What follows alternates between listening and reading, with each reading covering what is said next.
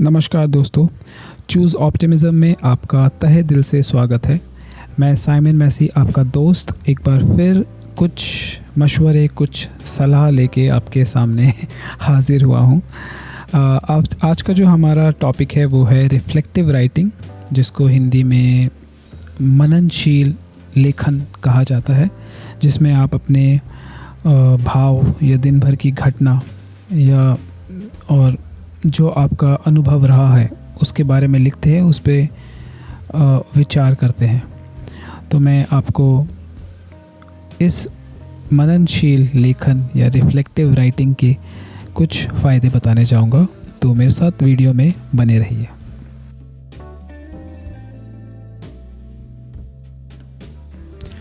तो इससे पहले मैं कि आगे बढ़ूँ, मैं आपको एक छोटी सी घटना जो मेरे साथ घटी उसके बारे में एक जानकारी देना चाहूँ कि उस छोटी सी घटना ने मुझे क्या सीख दी। तो मैं स्टाफ रूम में, मैं जो कि एक टीचर हूँ, स्टाफ रूम में बैठा था, अकेला था और सोच रहा था। मैं बस यही सोच रहा था कि जो जेलसी होती है हमारे अंदर, जो ईर्ष्या की भावना जो आती है वो क्यों आती है, जो नकारात्मक सोच, तो मैं उनके बारे में सोच रहा था।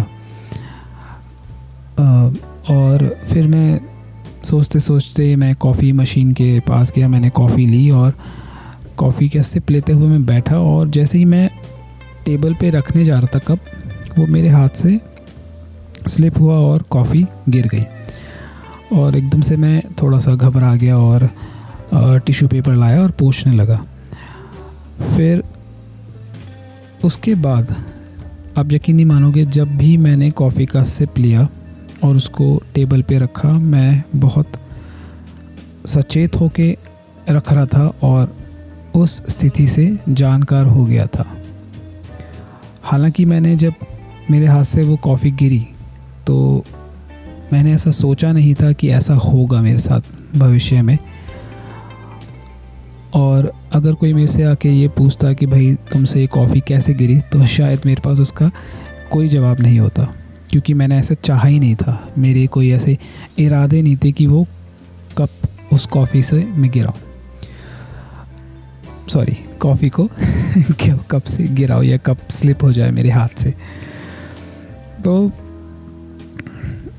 बट उस छोटी सी घटना, उसे अब आप मेरी गलती कहिए या अनजाने में एक एक्सीडेंट हुआ हो, उस घटना ने मुझे ये सोचने पे मजबूर कर दिया, क्योंकि उसमें मैंने विचार किया बाद में और सतर्क हो गया कि ये दोबारा ना हो।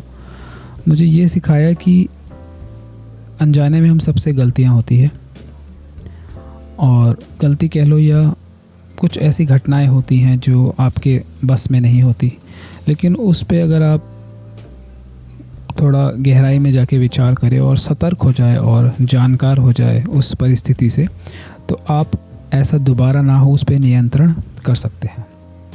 तो उस छोटी सी सीख ने मुझे ये बताया कि हम आज की दुनिया में इस भाग दौड़ वाली जो बिज़ी लाइफ हो रखी है उसमें इतने खो चुके हैं कि हम अपने आप से बात करना भूल गए। हम अपने आप को सोचना, अपने आप को जानना, परखना भूल गए हैं बिल्कुल।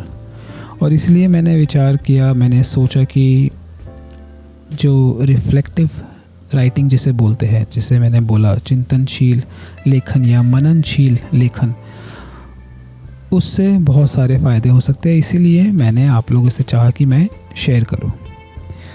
तो मैंने लिख के रखा हुआ है, जैसा मैं हर बार बोलता हूँ, मैं कोई स्क्रिप्ट बना के नहीं बोलता। तो बस एक आइडिया होता है जिसको मैं मोस्टली इम्प्रोवाइज़ हो रहा होता है और मेरे मन से जो ख्याल निकल रहे थे, लेकिन मैंने लिख के रखा हुआ है ताकि मैं स्टेप बाय स्टेप आपको बता सकूं। मैंने ये इंग्लिश में लिखा हुआ है। तो जो पहला, जैसा मैंने पहले बोला था आपको, जो सबसे पहला जो बेनिफिट होगा आपको, अगर आप अपने रोज़ के दिन को विचार करके एक पेपर पे लिखें, तो जो पहला आपको जो फ़ायदा होगा, जैसे मैंने लिखा है, इम्प्रूव सेल्फ अवेयरनेस। ठीक है, सेल्फ अवेयरनेस, जैसे आप अपने आप से खुद से परिचित होंगे, आपके आप अपने ख्यालों, अपनी भावनाओं को विचार करोगे, ठीक है, और उनको एक पैटर्न सा जो होता है ना, एक लगातार आपको एक समझ मिलेगी आपके खुद के ख्यालों से कि कौन से ख्याल आपकी जो सोच है वो अच्छी है और कौन सी ख्याल और सोच ऐसी है जो जिससे आपका कोई फ़ायदा नहीं हो रहा है। तो अगर हम वो लिखेंगे, उन पे विचार करेंगे, तो आप खुद को जानोगे कि हाँ यार, मैंने शायद ये अच्छा किया था या शायद मैंने ये गलत किया था, मुझे ऐसा नहीं करना चाहिए था। क्योंकि कई कबार हमारा जो ईगो जो होता है, हमारा जो अहंकार, वो हमारे अच्छी आदतों के आड़े आ जाता है और हमसे गलतियां हो जाती हैं।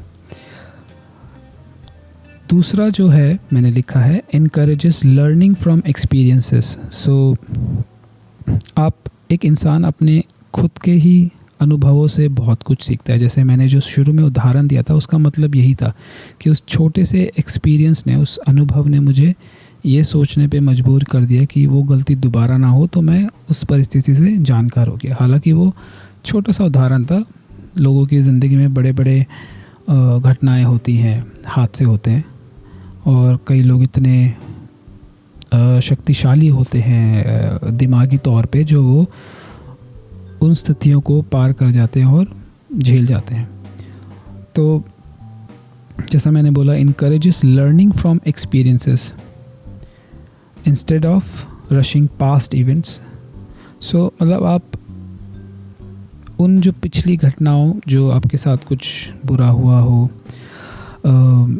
या कुछ ऐसी चीज़ जिससे आपका नुकसान हुआ हो, उससे आप अच्छे से रिफ़्लेक्ट करेंगे, अच्छे से उस पे विचार करेंगे, तो हो सकता है आपको सीख मिलेगी कि ऐसा दोबारा ना हो, और एक सफलता की तरफ आपका खुद का आपका अनुभव ही आपको सिखाएगा कि नेक्स्ट टाइम अगर मैं ऐसे करूँगा तो शायद हो सकता है आपको ये सफलता प्राप्त हो। थर्ड मैंने लिखा है, reduces stress and mental clutter.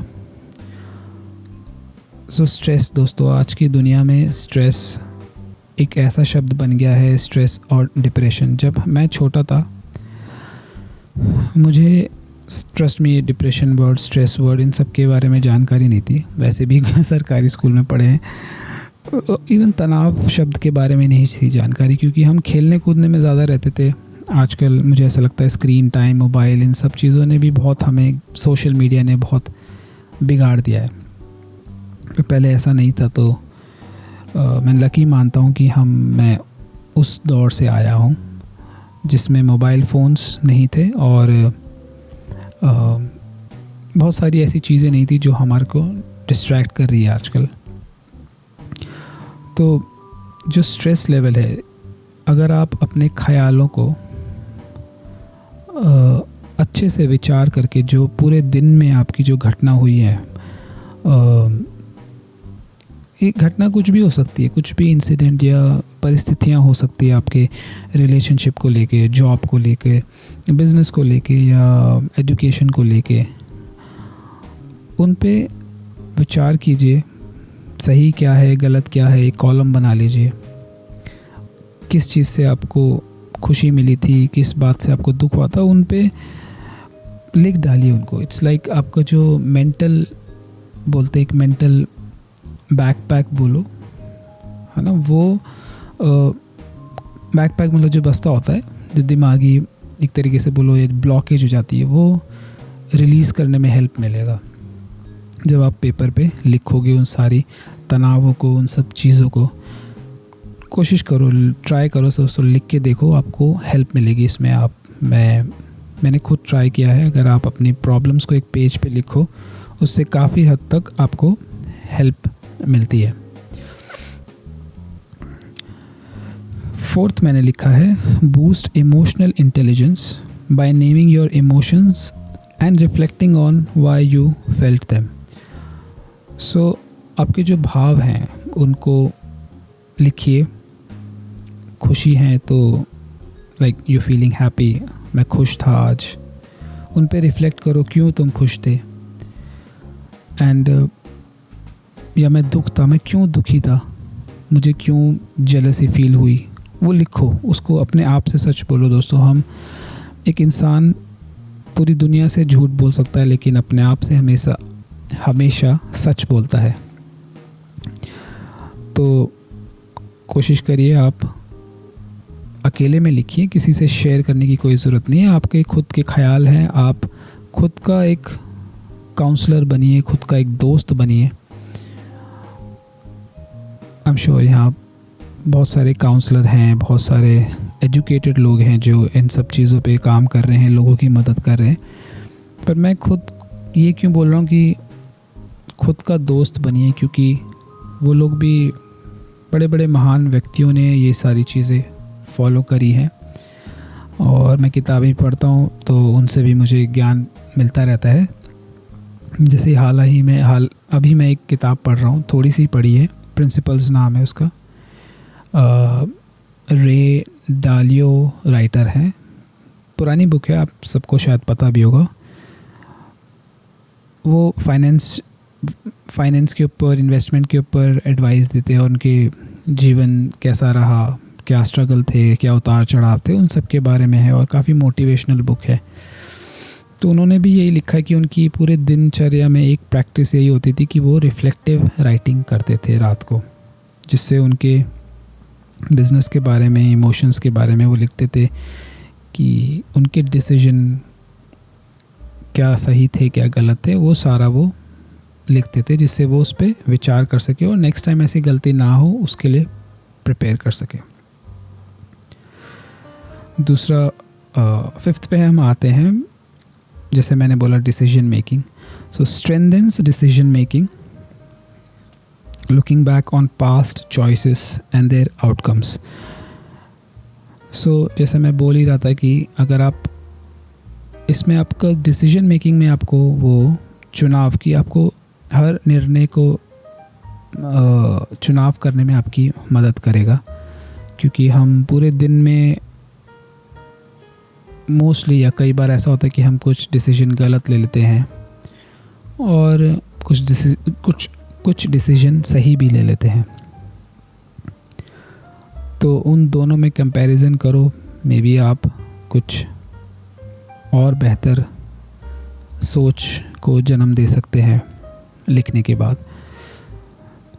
And sixth आता है हमारा स्पार्क्स क्रिएटिविटी। जैसे मैंने शुरू में उसमें बोला था कि मेंटल बैकपैक, एक मेंटल बैकपैक लाइक जो हमारा बस्ता होता है, बैकपैक को खाली करना, तो उससे जिससे आपको फील लाइट, आपको हल्का महसूस हो, तो दिमागी तौर पे आपको हल्का महसूस हो। सो जब आपकी क्रिएटिविटी कहीं ना कहीं ब्लॉक हो जाती है, जब आप लिखने लगते हो तो वो आपकी क्रिएटिविटी को एक हल्का सा पुश करेगा, एक बूस्ट देगा और आपकी थिंकिंग को और गहरा करेगा और ब्रॉड करेगा। तो उसमें ये आपकी जो मननशील, जो चिंतनशील राइटिंग है, जो लेखन है, उसमें वो आपको ये मदद करेगी। सातवां आता है builds gratitude and positivity. When you reflect on what went well, you train your brain to notice and appreciate the good even on tough days. Yes. So आप अपनी अचीवमेंट्स, आपकी जो सक्सेस हैं, उनको ज़रूर लिखिए, चाहे वो पुरानी सक्सेस हो। आप अगर किसी मुकाम पे पहुँचे हो कई परिश्रम करके और अभी आपको लगता है कि मैं आगे नहीं बढ़ रहा, तो उस वक्त को दोहराओ, उस वक्त को लिखो, आपने क्या किया था, कैसी सोच थी आपकी उस समय, उस पर बड़ी गहराई से विचार करो और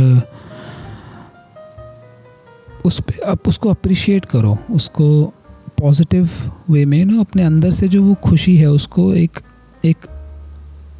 पुश करो, एक चिंगारी जिसे लगाते हैं ना, वो करना ज़रूरी है और वो आप कर सकते हो। और कभी कभी होता है ऐसा, अगर आप सोचो अपने आप के बारे में कि मैंने ये इस साल में ये सफलता हासिल करी थी, तो उसको याद करके आपको खुशी होगी और वो खुशी आपको एक और रास्ता देगी आगे बढ़ने का, एक पुश देगी आगे बढ़ने का। और अंतिम जो है, जो लास्ट मैंने लिखा था, creates a personal growth record over weeks and months. Your reflections become a powerful archive of how much you have grown, which is motivating during low points. Yes, अभी जैसे मैंने इसमें भी बोल ही चुका हूँ. सो एक पर्सनल आपके खुद का ग्रोथ रिकॉर्ड बनाना है. ग्रोथ रिकॉर्ड बोले तो आपकी जो चाहे वो जॉब से रिलेटेड हो, चाहे रिलेशनशिप में हो, या कोई भी ऐसी परिस्थिति हो जिससे आप आगे बढ़ रहे हैं, आप अपने लक्ष्य की ओर बढ़ रहे हैं, उसका एक रिकॉर्ड बनाओ, चाहे वो छोटा हो. और एक चीज़ और दोस्तों, मैंने एक बहुत पहले, मेरा फेवरेट क्रिकेटर राहुल द्रविड़ जी रहे हैं शुरू से. सचिन थे और देन राहुल द्रविड़. राहुल द्रविड़ ने एक बात बोली थी. उस समय मैं क्रिकेट सम्राट लेता था रेंट पे, सब्सक्रिप्शन था उस समय, सॉरी. उन्होंने उसमें एक इंटरव्यू में लिखा था कि आपके जो बड़ा लक्ष्य है उसको छोटे छोटे लक्ष्यों में डिवाइड कर दो. और उन्होंने ये भी कहा था कि अपने आप को एक बैम्बू का जो पेड़ होता है, जो बांस का, उसके जैसा बनाओ, क्योंकि वो बहुत धीरे धीरे बढ़ता है, क्योंकि वो अपनी जड़ें फैला रहा होता है, वो अपना फाउंडेशन जो है उसको स्ट्रॉन्ग कर रहा होता है. और फिर जो है वो बढ़ता है तो वो इतना स्ट्रॉन्ग होता है, वो काफ़ी ऊंचाई तक चले जाता है, और आंधी तूफान आए टूटता नहीं है. तो उससे बहुत अच्छी सीख मिलती है उनके इस मैसेज से कि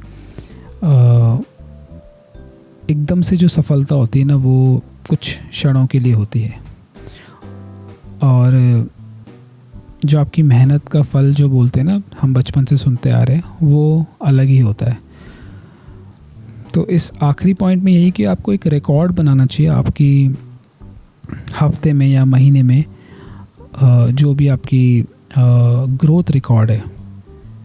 एक पावरफुल एक फोल्डर जैसे होता है ना कंप्यूटर में, आर्काइव, सेव करते रहो उधर कि मैंने आज ये अचीव किया, मैंने आज इतना टारगेट था, इतनी सेल करी, मैंने आज किसी की मदद करी, इतने लोगों की मदद करी.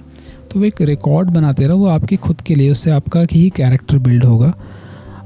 किसी से शेयर करने की ज़रूरत नहीं है, और शेयर कर सकते हो अपने चाहने वालों से, अपने ऐसे पार्टनर से, लाइफ पार्टनर से जो उस बात को समझे और जो उसमें आपका 100% साथ दे.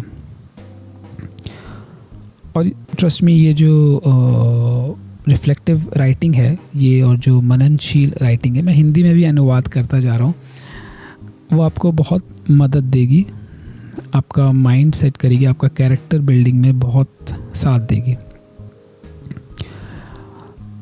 और